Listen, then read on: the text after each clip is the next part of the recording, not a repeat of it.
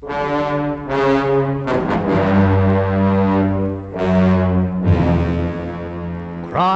5. Thank you, Mr. Neal. I'd just like you to answer a few questions. Certainly, Inspector. You're Vincent Neal, and you're a commercial artist, right? Yes. Okay, now, who was the dead woman? She was an artist model by the name of Hester Field. She's very famous as a cover girl. She had an appointment to pose for you today? Well, yes and no. You see, we made the appointment at the Shark Club the other night when I ran into her there with her fiancé, but... No, one moment. Was her fiancé that playboy, Ricky Drake? Yes. That's all right. Go on. Well, next day she phoned and broke our appointment. She said she had a fashion job that would pay her a great deal more. So what did you do today? I went up in the woods early this morning to sketch.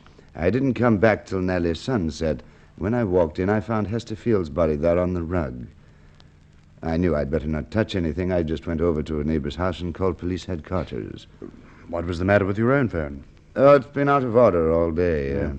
That's why Miss Field couldn't let me know she was coming. I see. By the way, Mr. Neal, do you always burn coke in your fireplace? Yes, I use the type that doesn't smoke. It's clean fuel. I didn't build the fire, though Miss Field must have done that. Undoubtedly. Well, just one more question, Mr. Neal. How did Miss Field get into your house? Well, the front door wasn't locked. There's no need for locked doors in a neighborhood such as this. Yeah. Well, thanks very much. I'll call you if I have any further queries.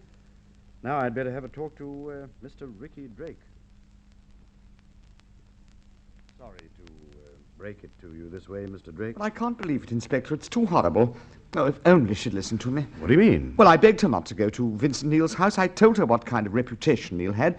Well, she just laughed at me at first, and then she got angry and said I was making it all up because I was jealous. But finally she agreed not to go, and I thought she meant it. You mean at the time she agreed? Well, yes, at the time, and I think she did. It was only after we'd had a slight quarrel that she made up her mind to go.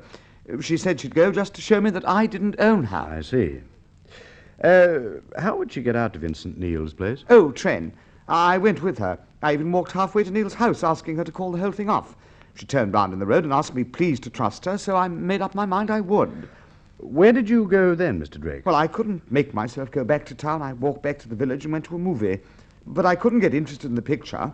I kept thinking that some harm might come to Hester, so I went back down the road towards Neal's house. I went close enough to see the smoke from his chimney, and then I realized how foolish I was, so I turned round, walked back to the station, and came back to town. What was your relationship with Miss Field? Oh, we were very much in love. You weren't engaged? No, she was very independent. I suggest you were very jealous of her to have accompanied her all the way to Vincent Neal's house. No, I was suspicious of Neal. I told you that. I see. I'm going to arrest you, Drake. Number of points in your story don't tie up.